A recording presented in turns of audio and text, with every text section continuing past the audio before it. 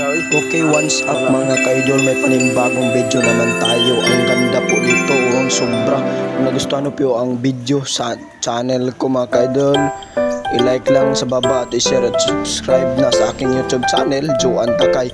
Ganda po talaga dito sa Samal mga ka-idol. Hindi siya ito Samal na yung ligo-ligoanan, bihisanan, hindi po. Samal, lahi pong Samal ito, maganda po itong Samal.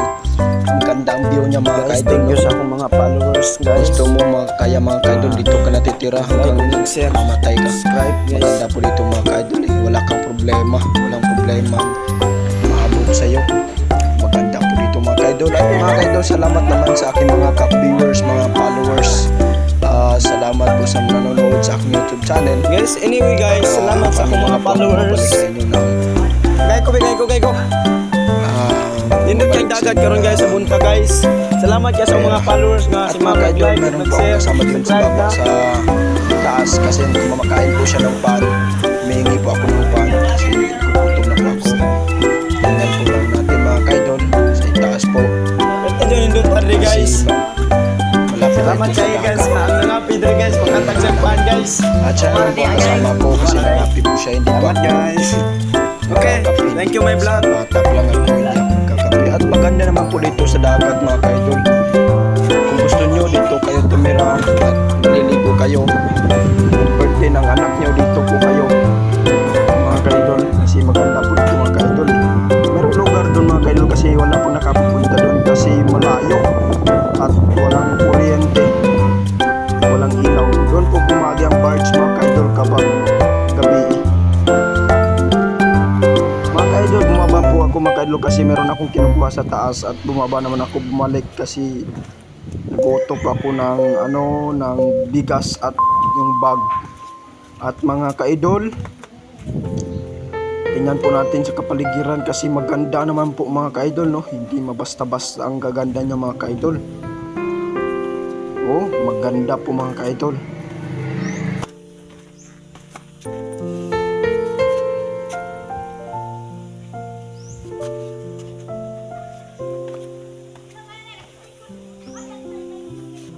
Mga ka-idol, maganda po ang bulaklak mga ka-idol, no? Yung flowers, maganda pong flowers sa Samal mga ka-idol. Kasi first time ko pa pupunta sa Samal mga ka-idol. At yun, kasi kapag hindi ako sasama sa Samal, wala akong trabaho sa aming bahay at saka sumaman lang ako. Tinignan kong Samal kasi maganda mga ka-idol. Wala kang ang problema kasi mga bulaklak maganda. Lahat mga ka-idol maganda. At ang yung mga tao doon, kasi araw-araw nagdadasal sila ng Diyos. Nagdadasal sila ng Panginoon natin na doon sa langit. Kasi wala tayong magawa kapag walang Diyos sa ating buhay. Kasi siya lang naman ang makatutulog sa atin. At ito naman mga ka-idol, hindi po kami nakaabot sa Samal. Sumakay po naman kami ng barge kasi hindi po naman makadaan ng sasakyan namin sa dagat kasi walang tulay mga ka-idol. At punta po naman kami sa, ako naman ga-vlog at sila ga-picture naman sila, ga-selfie. Ako lang, isa lang ako, pero okay lang sa akin mga ka-idol. Okay, mga ka-idol, tingnan nyo po doon sa kapaligiran ng dagat, maganda po mga ka-idol. Gusto nyo po punta rito, pumunta na po kayo mga ka-idol. Sobrang ganda po nga dito mga ka-idol, no? Maganda nga mga ka-idol. First time ko pa kasakay ng barko mga ka-idol kasi yung una sumakay po ako ng aeroplano sa Manila. Punta po ako ng Manila. Ngayon, barko naman ako mga ka-idol. First time po sumakay ng barko mga ka-idol. Ng barge mga ka-idol. First time po nga kasakay. Doon po sa pero pupunta po kami doon sa Samal. Pero malayo pang Samal. Sobrang malayo.